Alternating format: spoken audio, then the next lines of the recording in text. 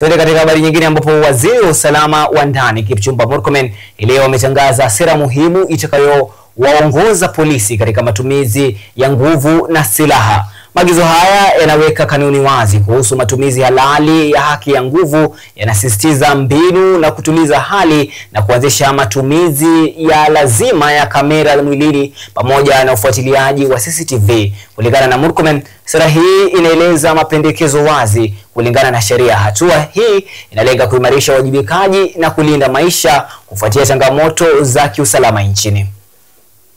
I was going to issue a policy directive to the IG to make sure that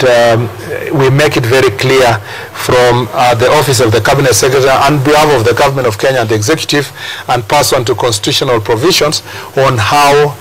the police officers can manage use of firearm and use of force when carrying out their responsibilities, whether dealing with bandits here or dealing with criminals in urban areas or dealing with goons.